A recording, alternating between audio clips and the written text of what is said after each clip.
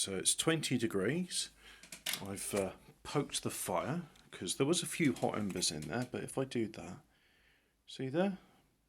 Look at that, 120 degrees, so getting some good temperatures, which really, to me, that means if I was just to leave it, chances are it would light up.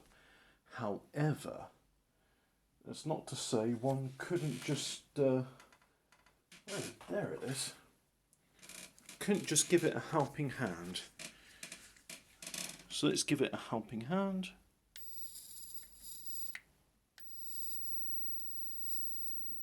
Forgot I had this. Amazing bit of technology.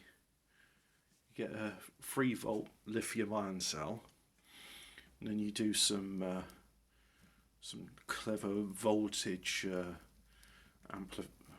voltage transformation to it, and to the point where it can arc across air, and oh, you got yourself a bit of plasma. So it's like, yeah, I've literally got lightning, controlled lightning at my fingertips in order to get a fire going. Imagine that just sort of going, bam, and then just you put some lightning bolts into. Mind you, all that's a steel, so it would just arc to that. It wouldn't be really practical for lighting a fire, or would it? What if you got the steel so hot it glowed red? But then one could argue that, well, if you're making steel glow red, why not just use that as your source of heat? A bit like they do in Star Trek when they sort of shine their lasers and on the rocks, and then you've got glowing red rocks, which, yeah, I mean, that's a good way of doing it, I suppose. Speaking of tech stuff, my computer, I decided I was going to do a BIOS update on it, because at some point I'm going to put a new processor in it, and it's currently not supporting my BIOS version, so I thought, alright, I've done this once before, I'll do it again. Yeah, the thing is, when I did it before, and I forgot about this important step, I had my television plugged into it, and televisions use HDMI sockets. Now I've got gaming monitors, yes. At least they don't have RGB on them.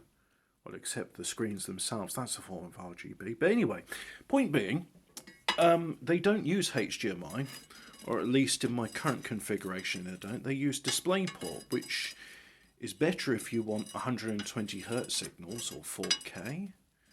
No, HDMI will do 4K.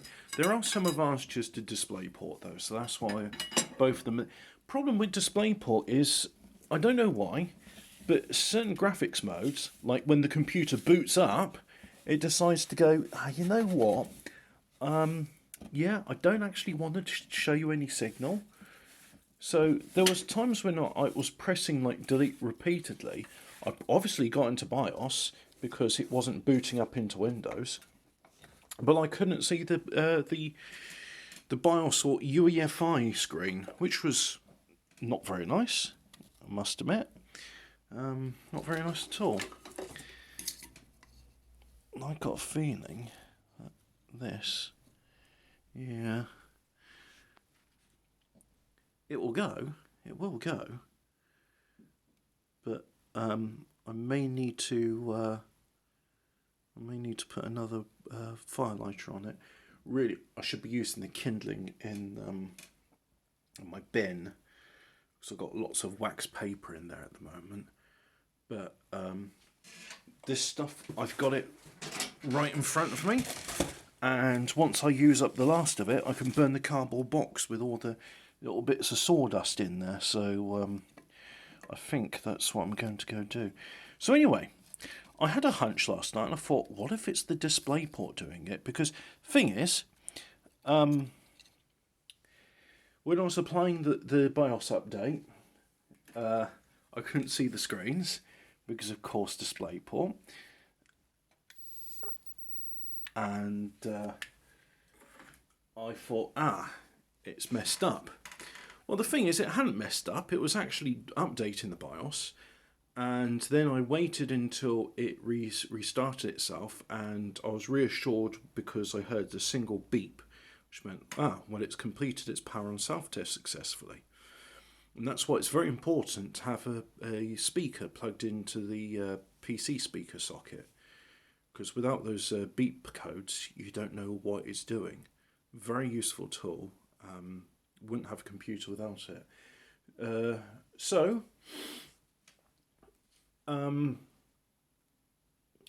I decided to turn it off, try and reset the CMOS by using a screwdriver on the jumper switch. That didn't work.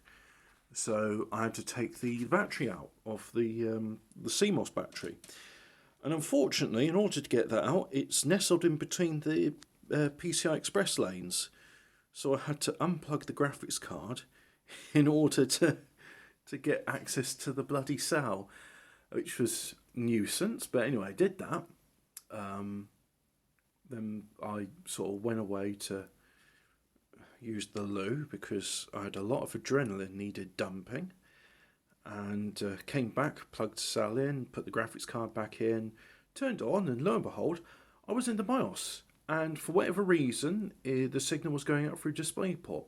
I did my thing, so I loaded default settings, got into Windows, and it was like, yep, you've got BIOS version, the one which was, according to it, released on the 7th month for this year, but according to the website, it's released in the 8th month for this year. And then what? Then I noticed my RAM was the wrong speed, or rather it's the default speed, because even though it's advertised at being 3200, you've got to enable the I can't believe it's not XMP, because I'm using an AMD thing, so they don't have a XMP. They've got literally I can't believe it's not called XMP. So yeah, they do that, and restarted, wanted to get into the BIOS to enable it, and it was like, no, I'm not going to show you that. And I was like, why aren't you showing me? I'm not telling you why I'm not showing you. I'm not showing you anything.